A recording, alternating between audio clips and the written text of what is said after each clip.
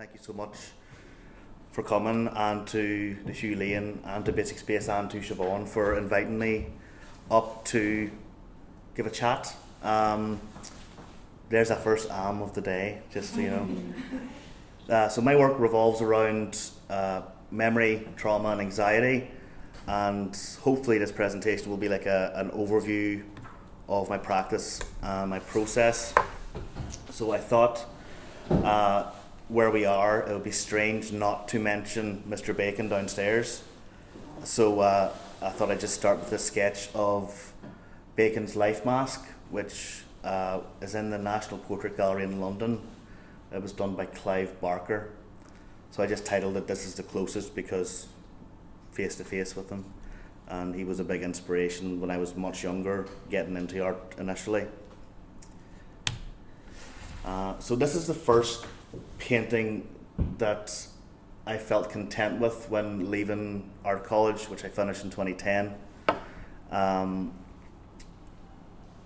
There are multiple images within the one picture plane. The lamb, which the title comes from, the bull, and then a very obscure reference to 2014 it was made, so the Syrian war was still quite rife in its early stages. So there's actually an image of somebody being,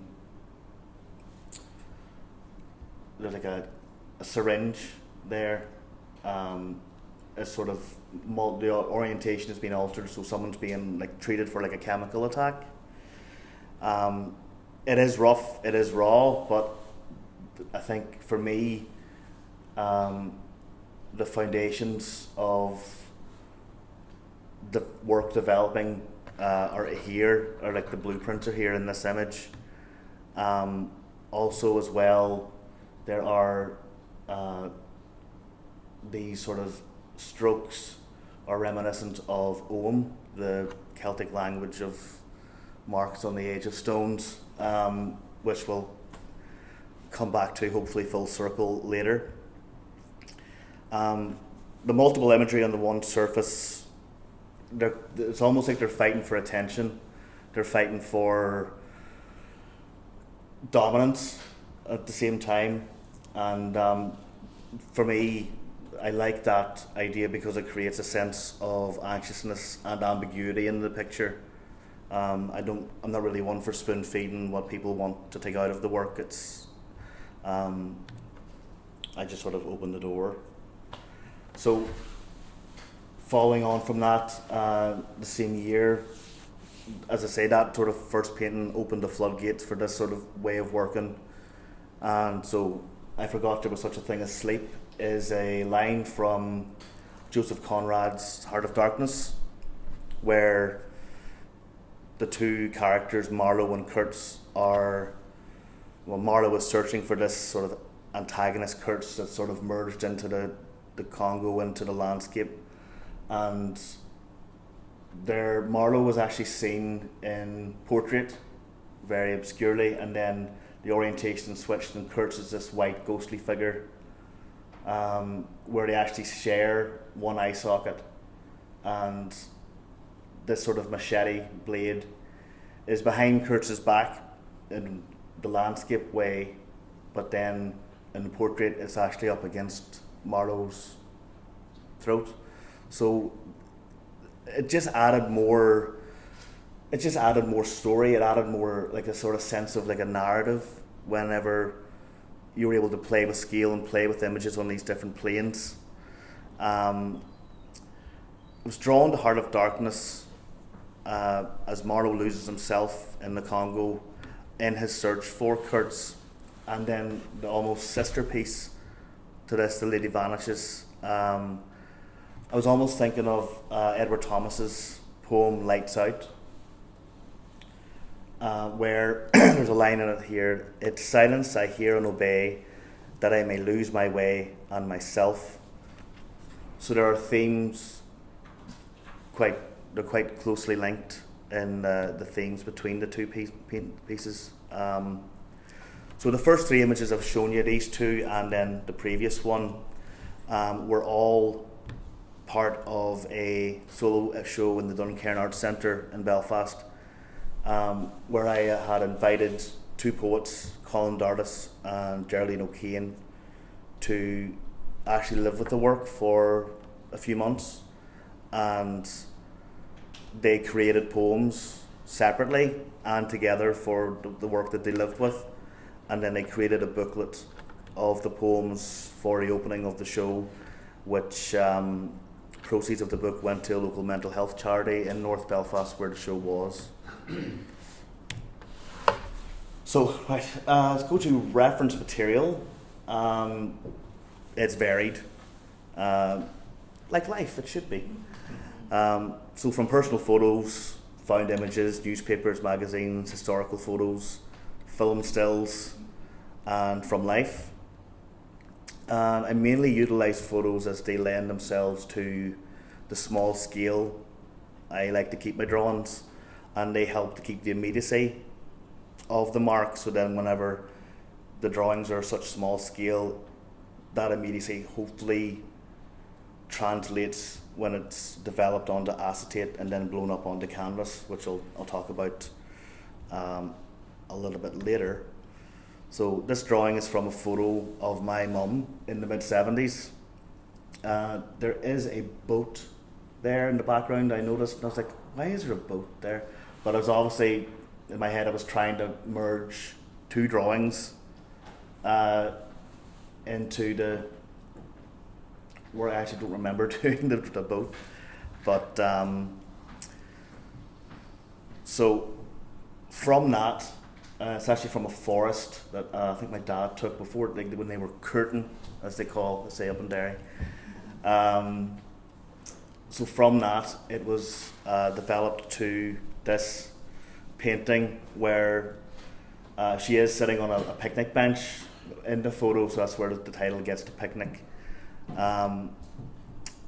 So I merged it with an old silent movie still, and then playing with the scale rather than the orientation. Doing both of those things, I think, creates a fictive narrative from these two separate images, and each image has its own context, but whenever they're put together, there's this new narrative that hopefully comes from whatever the viewer sees or takes from the work. And the actual foliage in that piece was, I think I actually used real leaves that had fallen off, and before they got all crusty and crunchy, and used them to print the oil paint onto the canvas to add that sort of, I couldn't be bothered painting the leaves for real, I just used them. That's just laziness, I suppose.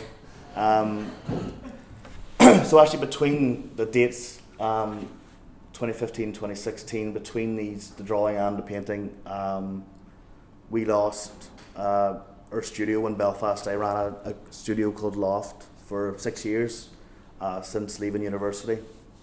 It was in the city centre, and it was a group of artists that in final year we wanted to keep that bubble going. We wanted to keep that that energy of that shared communal studio space together, and we created this. It was literally a loft. It was an attic. There was nothing in it, but we built it up to where it had a bit of a reputation and a lot of love poured into it. But we lost the studio from just normal, as run-of-the-mill gentrification that's happening everywhere. But I always thought, oh my God, I'm going to lose my space in Belfast. That's my career finished. I'm going to have to move back home. I'm going to have to move back to the sticks. It's going to be game over. But in hindsight, it was probably the best thing to happen to my practice, because it meant less time to travel, less commute, more time to develop my ideas and develop my practice without having to manage a studio and events and everything on top of that. So silver linings, yes, it was a big part of my life leaving university that was gone, but hopefully on to bigger and better things. Again, it's funny, I didn't even mean this to happen. It's my mum in the same park from the drawing before, but a few years later, and with my eldest sister. So going back to process again, the drawings usually start slowly in light pencil from the photograph, and then once I get the rough composition down, I go over it in pen quite quickly, and then erase the pencil. Got that word out eventually. Excuse me. Hopefully that creates a sense of immediacy from the slow mark of the pencil, getting it the way I want it to, editing it down to what I want, like the drape of the hand or the turn of the head, so that when I go to the pen, what I want to see in the work comes out and everything else just falls away. And I liked this drawing, I really liked the way it turned out, but for a long time I didn't know what to do with it. It happens quite a lot, where you sort of just sit on things for quite a while. But until I watched this, now I'm going to have to do a bit of tabbing magic. That's okay, Claire, I think I can do. You showed me. So this is an excerpt from a silent film, The Passion of Joan of Arc, which is directed by Dreyer, and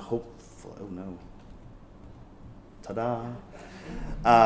It's just a few minutes. So what I took from this when I first watched this was how the actresses, I think it's Maria Falconetti is her name. Her facial expression goes from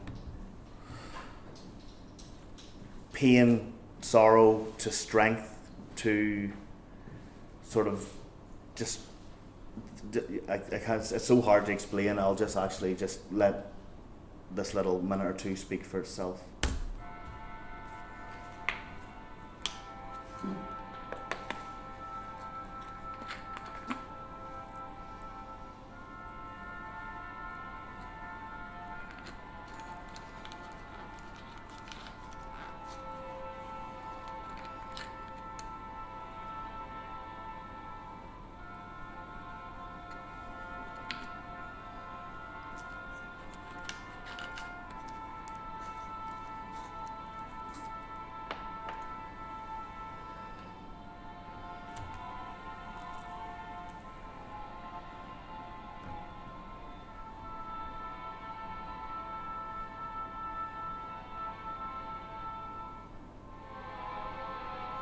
Very short. So after seeing that, the sort of idea came to use that still and to merge it with the drawing using the different orientations. So Le Pucelle d'Orléans, pardon my French, is translated to the Maid of Orleans, which was Joan of Arc's nickname. And the bleaching out of the figure's skin, like sort of the recognisable marks of my mother and my sister, came as a decision in the developmental stage. So, as I said earlier, drawings and sketchbooks are transferred onto acetate and then projected onto the canvas or the painting surface, and hopefully that keeps the immediacy and the intensity of drawing marks alive somewhat. Then there comes the physical making of the painting, and the fun happens when there's this sort of push and pull, this binary between the painting mark and the drawing line, again vying for attention. It's almost at the same time it's an aggressive relationship, but it can also be really harmonious at the same time. So in my head, with the detail of the mother and daughter removed, the recognisable traits, it opens the scope for interpretation, especially when merged with this image of the still from Joan of Arc. You know, it could be any mother, it could be any daughter. Is this a memory? Is it a longing? Is it a regret? And for me anyway, when in my practice, throwing up questions is so much more interesting than answering them. That sounds like such a cliche or a throwaway thing, but for me it's true. I just love that grey area of ambiguity where is it, isn't it? Titles can sometimes be red herrings as well, which we'll probably see later. So these two works sort of highlight in a way in which the work alters from its original state from the drawing to the painting stage. So yes, there's a level of immediacy maintained, but it's a different kind, and that's what I love about this process, is that it keeps throwing up surprises in the heat of making the work. So the marks, yes, they're similar, but they alter, and there's this push and pull when I initially put the charcoal down and then the paint, and then the marks change over time as the layers go on. So this is just a magazine clipping of a man in a pool, but stripped of context and the sort of actual line of water that isn't overly obvious. It sort of becomes a little more macabre, a little more sinister. So onto this is a personal photo of my great uncle. So when he was in hospital, the photo was taken because he had suffered a stroke, and all he could say afterwards was "damned it." That was his whole vocabulary, was "damned it," and he just used different tones and inflections to try and communicate what he was trying to say. And I think my dad took the photo of this because it was actually evidence of mistreatment. I think his wrist was actually broken when an orderly cut his wrist on the door and forced him through, and because he couldn't communicate what that it was stuck or it was hurting him, that they just forced on through. And I think that the photo that my dad still keeps, and he doesn't really show it to anybody, that's what it was evidence of that trauma. So I like to think like my practice works through notions of trauma and experience in a wider sense. But whenever I was working on this, because I had such a personal connection to me, yes, but more so my father, I sometimes feel it's an outlet to work through my own thoughts and my own fears of me and people I love and people I care about. I've written here more on this later, build suspense. Don't want to be too dark, on a Friday. So this is a photo from what is now modern day Ukraine. It was in the USSR at the time, and it was taken during the Holodomor, which was a man-made famine in the 1930s where millions died. Now debate is still up in the air whether it was genocide and as a part of the Soviets or just a result of rapid Soviet industrialization. But what can't be disputed is that little help was given to the people that were starving in Ukraine, which is known as the breadbasket of Europe. They were left to starve, and scenes like this, people just died on the street, was just a common occurrence. So from that image, I saw this, the sketch you can see side by side. What I took from the photo was what I found the most interesting compositionally was this triangle of this sort of branch tree moving down to the body, this diagonal moving up to the figures, which I then edited down to 3 because it then moves to a triangle back up, the slope back up to here. So I tried to keep this idea of 3, the 3 sides of the triangle, and then edit it down to just 3 images or 3 standing figures. So this is the painting that sort of happened as a result. Bystanders, again, titles change from the drawing to the painting because sometimes it's a different entity, it's a different beast whenever you're working on not just different scales but with different medium. So the colours are that greyish blue and sort of yellow, in my head anyway, sort of symbolise just where this atrocity took place. As I just jumped my own notes. Titles from drawings to paintings can change. So like Damned It and Submerged earlier, if the image is strong enough to stand on its own, I'll let it. So I was talking about merging images at the start, but if the image is strong enough, I let it do its own thing. So unless the merging of images and ideas adds to the work, then I'm reluctant to dilute it down or rely too heavily on one mode of working. So it's a balancing act, and almost like a gut feeling when work sort of doesn't speak to you whenever you work on it, but there's a sort of gut feeling of this is working, this isn't, leave that alone, work on this area. So a wee bit of a jump from that is a Fort of Stoop. So around where I'm from, the foot of the Sperrins, you've probably heard of the Glen Shane Pass. It's always covered in snow in Derry. It's a buzzard hotspot. So around the studio in the summertime, you can just hear them and they're circling for food around their nests. So to scale, the buzzard silhouette is to scale of the average buzzard. It's about 128 centimeters. So that's why it had to go diagonal to fit into the canvas.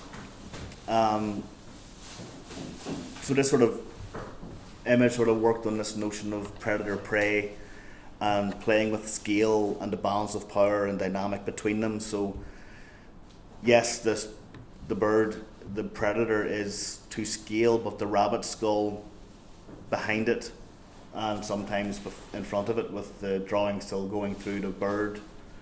The rabbit skull is large and it looms in the background, so it's, in a way, sometimes for me it's more menacing than the predator,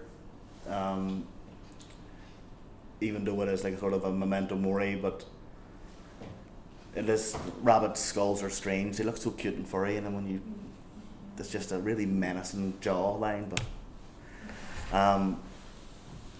so this is a diptych. It initially started off as a triptych of Walter Yeo, who was a naval officer during the Battle of Jutland in 1916, and where he was badly burned, and as a result, massive facial trauma, where he ended up having no eyelids, I think. So he's actually considered one of the first people to undergo plastic surgery. And as I say, this was originally a triptych to show stages of the surgical process. This was the first, and this was the third. The middle canvas fell behind and was sort of forgot about for now. But I remember thinking at the time that the middle panel just wasn't exciting me as much, and that 1 and 3 were, and it was distracting from the overall aesthetic as to what I was looking for.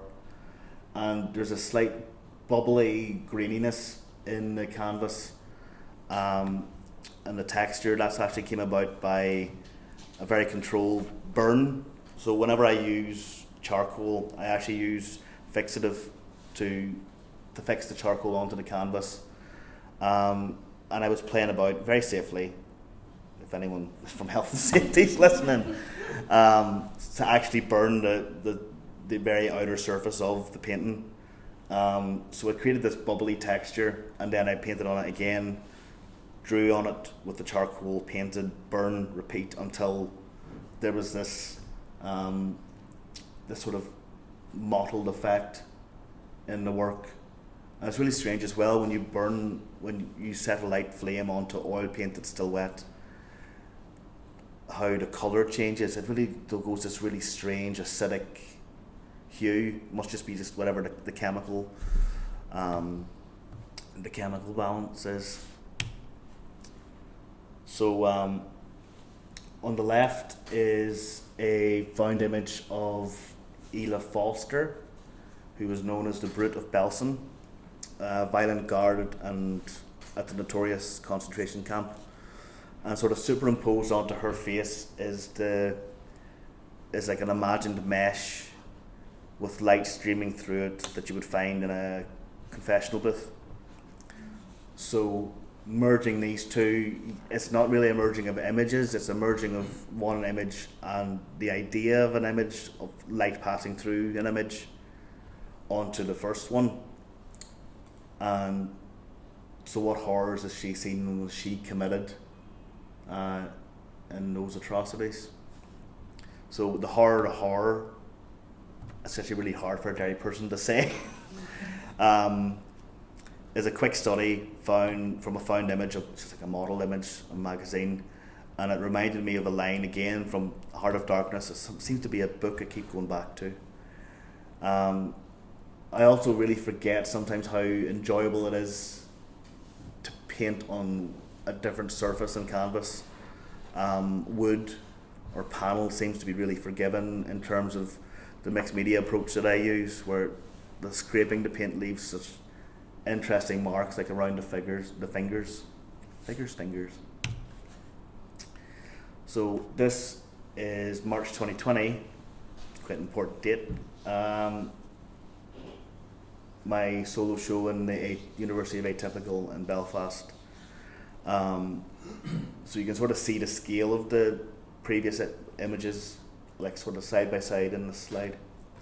When discussing the show with the curator and the themes of human, animal, nature, and the binaries of victim, perpetrator, and almost innocence and malice came to the fore. So work was sort of chosen around this idea of binaries in the work.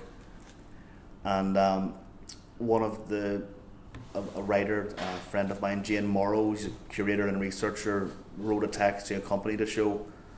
I'll actually just read a wee bit out, because she can talk about my work better than I can. These ideas, the binary, translate into areas of light and shade in the painting. In one work we glimpse a subject expressing relief, possibly due to freedom, escape, or sense of luck, though the muscles which control these expressions are the same as those which are used to convey pain. So this is more installed shots from the solo show. Rose, obviously the notorious serial killer, merged with a Greek rose, which is superimposed onto the foreground. The rose was actually lovingly grown by my dad, who, from a seed, he was gifted the seeds of these white Greek roses on holiday, and he brought them back really carefully through customs and grew them out home. So again, mixing this personal imagery of the rose with the historical, and the only link here is the name, and again the sort of idea of the binary of innocence and malice. And on the right you can see the Walter Yo triptych is finally reunited. The middle piece, I worked on it a year after the 1 and 3 were finished. I called it The Forgotten, so because it was, I forgot about it. And it actually shows the innovative way that they reattach parts of the skin to reconstruct his face, which had never been done before. So a few days after the opening of the show, lockdown. We all know about that. Where I work worked part-time in a shop, and my hours were cut drastically down. I actually started at 5 a.m. and finished at 9 a.m. just to minimise footfall in the store. Again, silver linings, like with losing the studio, it meant more time in the studio at home, and this real creative spell started. So this is just a wee snippet of, I paint quickly, I don't paint this quickly, this is sped up. So it's just a wee snippet of 2 works in progress in the studio, and that sort of notion of pulling and pushing paint around. It was definitely a way of experimenting those first few weeks, that first month or so in lockdown. It was also a way for me maybe just to block out the chaos of daily news briefings and sort of shy away from what was the chaos that was happening. So there's the results of the two. That one's slightly darker in the photo. It's lighter. It probably looks better in progress. So experimenting with texture came from these first few weeks in lockdown, and also this combination of tight, realistic elements in the work coupled with sort of loose gestural marks, like the bottom of the sort of reflection of the building here starts to emerge. And so things were on the up, and then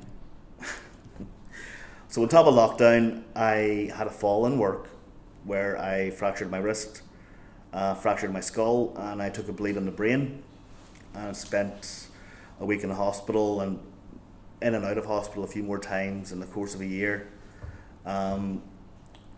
where it impacted physically and mentally on everything and everybody around me. So there's still issues to this day. Like I still like sensitivity to light with dizziness and migraines. Thankfully, nearly a clean bill of health now, but there's issues that'll persist. But with that, there was a few months 4 to 5 months where I was like told, do not get up. So not painting, not being allowed to paint, not being allowed to get into the studio. I was getting very restless, so I tried to stay as positive as I could. So what could I busy myself with? I drew, and I drew, and I read, and I joined a reading group. Hello, Marie.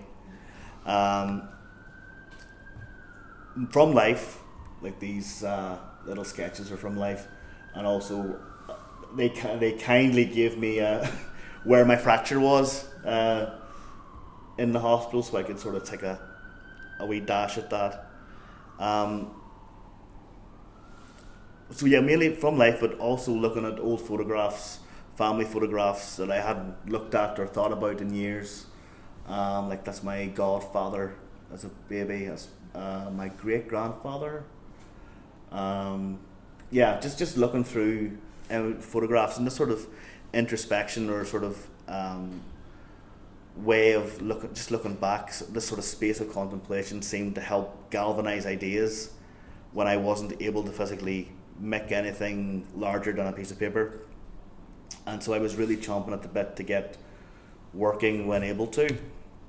And this was one of the first paintings that I finished since being allowed to not stand up. That sounds really dramatic. One of the first paintings I finished when I was able to get allowed back into the studio and sort of try to get back to normal after the accident.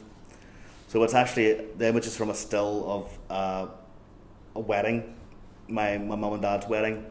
I think they were on their honeymoon in Galway in 1978, so yeah. It's a little Hopper-esque, but I was reading a book of Hopper at the time, so it bleeds in. So for 10 years I had applied to the Royal Ulster Academy, and for 9 years I didn't get in, and this little piece got me in for the first time. So my mother always says, "You're welcome." It's all down to her. I just say it took a knock on the head for them to let me in, but anyway. So this is again just another wee quick clip of the sort of painting process. The found image in a magazine, and you ever look in a magazine, the paper's so flimsy sometimes you can see through it, you can see images on the other side. There was this almost perfect lining up of this smaller figure in a like a sort of rock pool behind. So I was like, I have to try and, that's almost like a perfect merging of composition without even looking for a second one. So this clip just shows the toing and froing of painting, taking it off, putting it back on. So paint sometimes is immediately applied and then immediately taken off the surface to create thin veils, which then just builds up and up.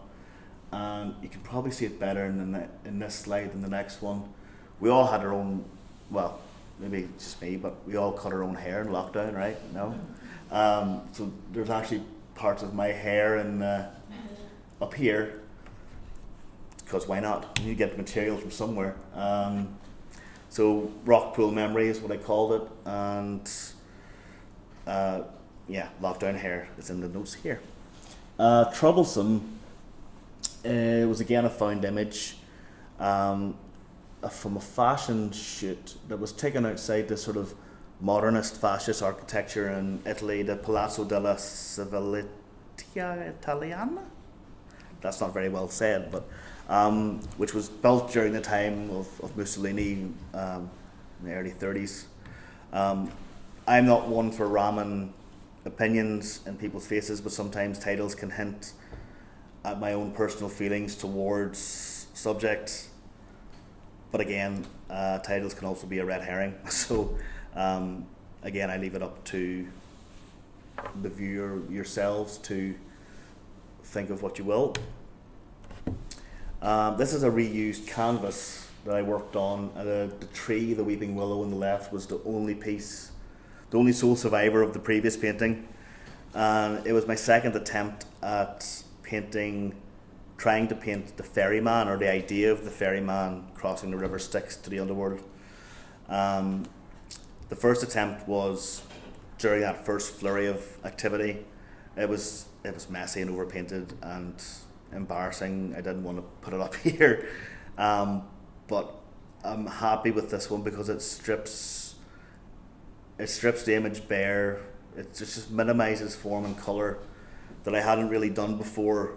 If you look back to the earlier photos or images in the slide, they're really busy, they're really messy, and I think even though it's a really large scale canvas, I'm just really happy with how it worked out, that sort of balance of drips in the foreground of the boat and then just the minimal background. And you can also kind of make out charcoal marks from the previous painting behind it, which is of my granda and my sister when she was born.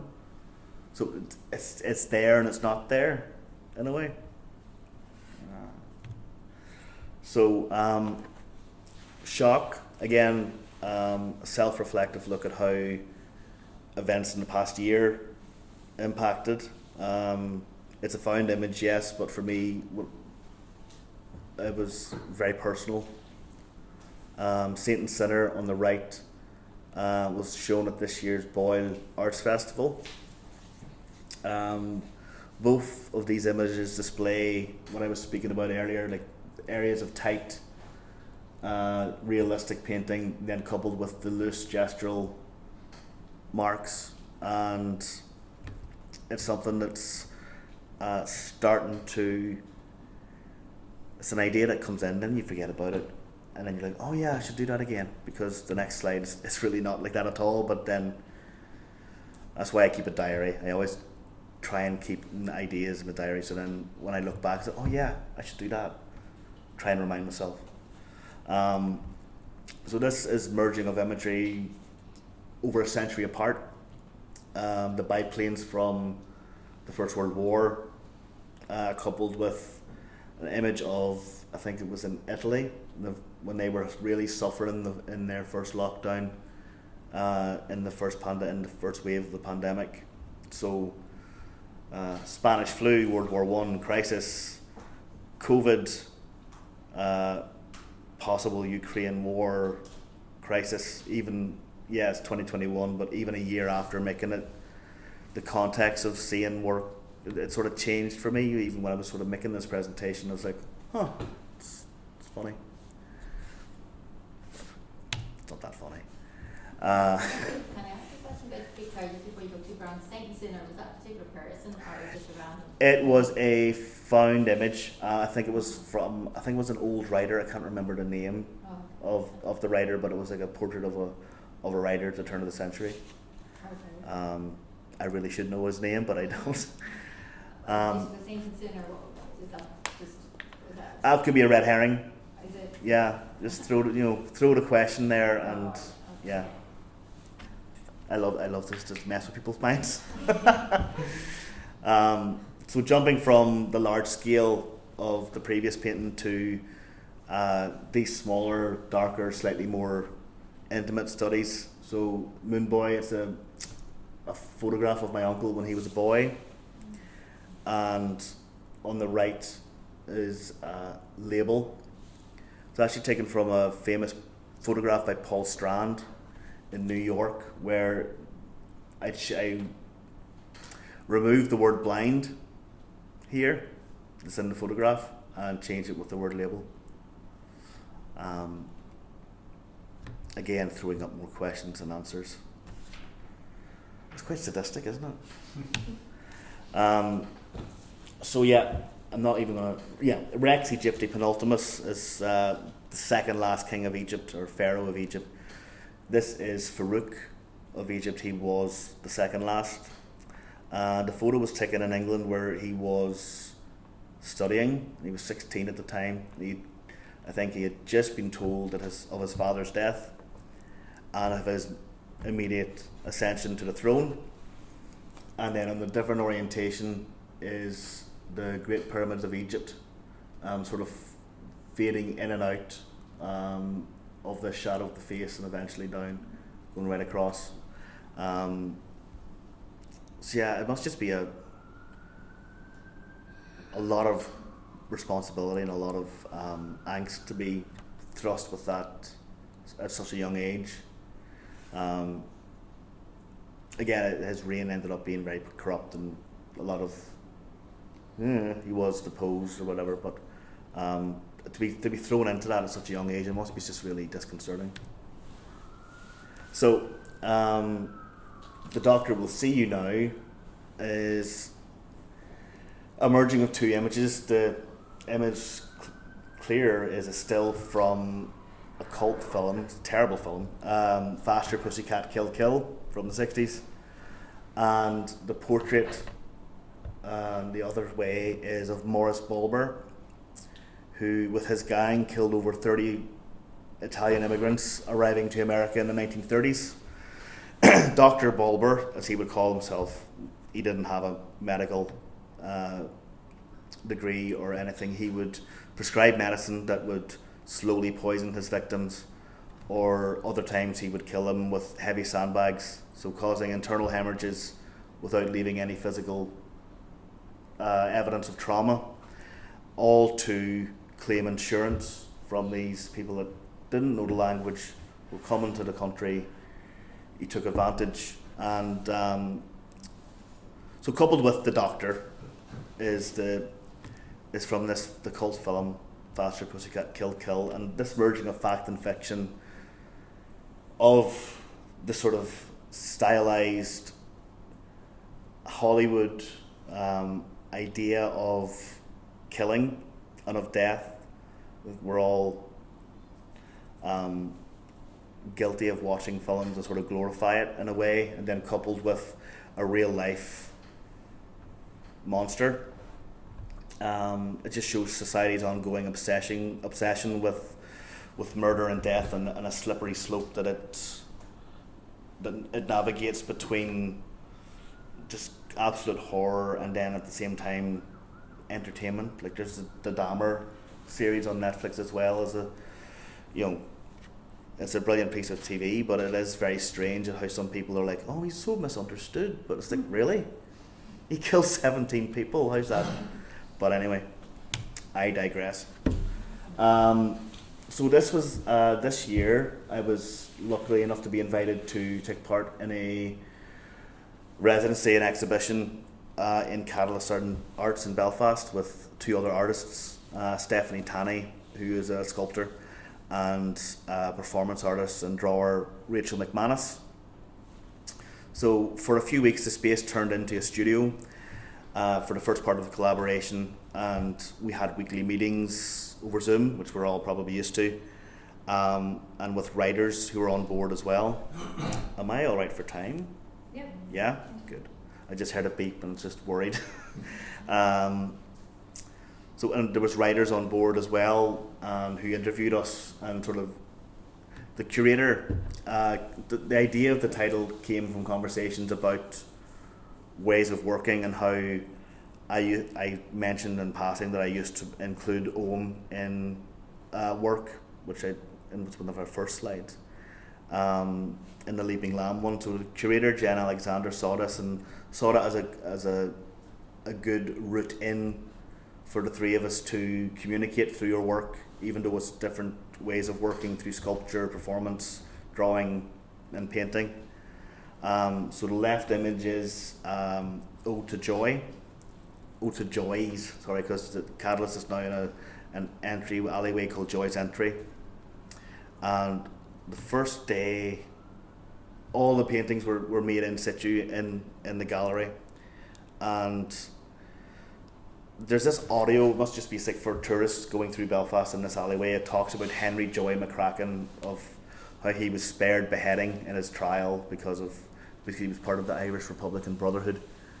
So this idea of being saved of beheading, I brought all these acetates of images of sketches that I'd worked on from lockdown since, and there was an image of a beheading, so I added that, and then with conversations with Rachel McManus, who were talking about mental health and how it has an impact on her work, which she referred to as a black dog. The notion of merging these two ideas came together. And then in the right image is an installation shot of some of the work with Stephanie's sculptures. Yeah, you drink.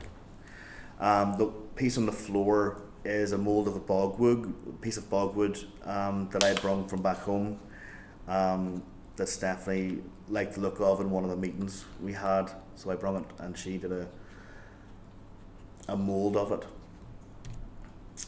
So just a quick look at the paintings. So yeah, as I say, they're all made in situ, and Don't Look came from a conversation with Stephanie about when we were working in the space, a large window is on one side of the gallery, so the public passers-by are walking in, you sort of feel on display a wee bit. So this idea of like, oh, don't look, so sort of your privacy was gone, which is what we knew to expect, but it was a wee bit strange to start. So that idea of Don't Look came from that, and just using an image from my archive that I brought with me. Gear study, there was a reference table of books that the artists and the writers added to the very start of the residency, and obviously I had Heart of Darkness on mine. But one of the writers left a book of poetry by Seamus Heaney, and one of the poems mentions a US Army base in Mid-Ulster, which is where I'm from, and it reminded me of an old US Army Jeep that was in the ditch about half a mile from my house. For years and years it was just left to rot, and luckily 10 years ago they were building houses on that land and they were about to scrap it, so I ran down and I took photos of this decaying Jeep. So when I seen his poem on the table, when I went up to the studio next, I made sure I brung sketches of Jeep. So the merging of the Jeep fan with this profile of the soldier. The ohm on the helmet, it's hard to make out there, but it's just along the rim. It says, spells out invasion, because it's this time Putin had just started his invasion in Ukraine.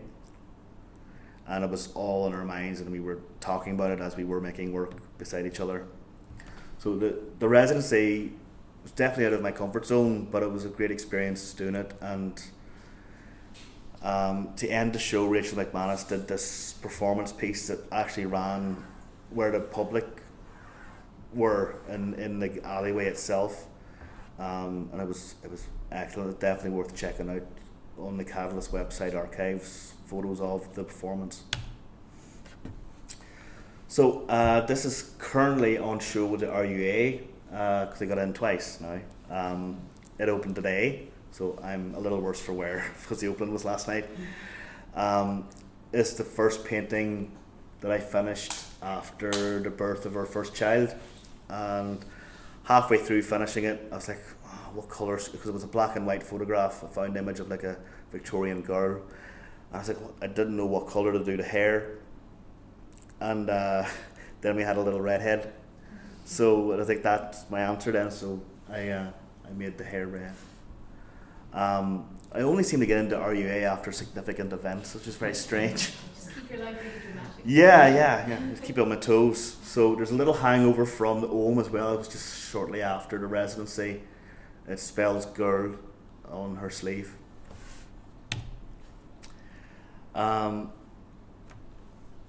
Something that sort of touched on it a wee bit, but I have struggled with depression and anxiety for nearly 20 years, and for a long time, a strange coping habit I have is that I chewed on clothes. I chewed on my collars.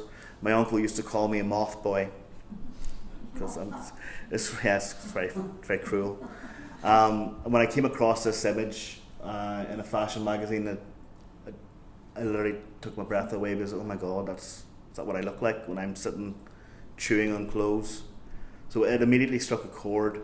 And some people ask me something, how do you choose your images? How do you find imagery?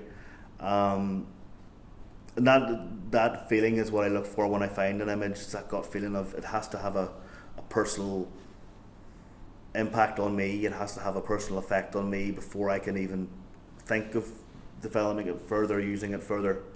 I'm a big fan of Marlene Dumas, and her approach to collecting imagery has resonated with me. She has files upon files upon files of images from, like, and they're all labelled like busts, portraits, landscapes, hands, feet. I'm nowhere near as tidy as that. I just have 1, 2, 3, and they're all mixed together. But that idea of hoarding imagery and then flicking through it on a regular basis to see if something jumps out, because the experiences I've had whenever I first collected the image will differ from the experiences from when I'm looking at it a year, 2, 3 years down the line. So you never know when what will jump out and what could pop out later as an area of interest or an image of interest. So I eventually developed it into this painting.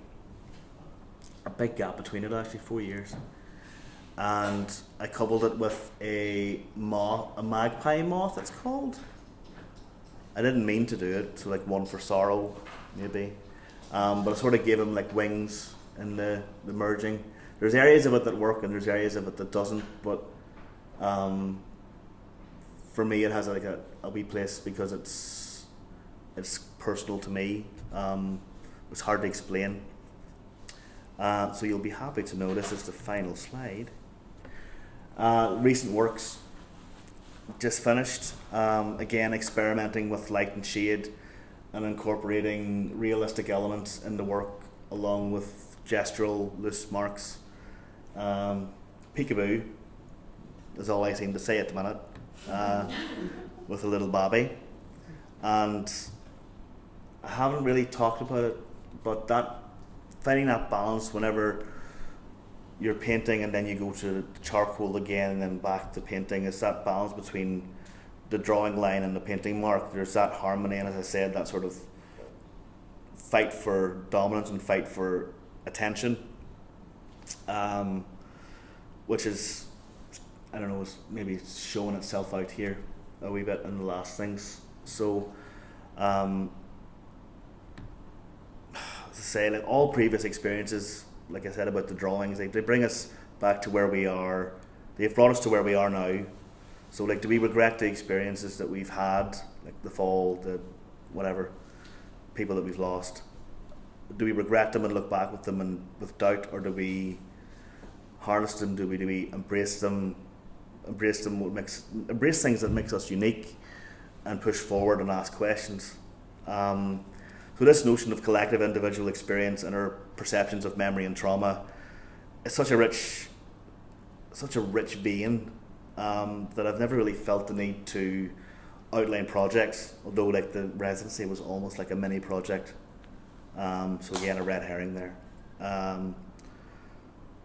So that is my presentation, and I want to thank you all very much for giving me the attention and listening. Thank you.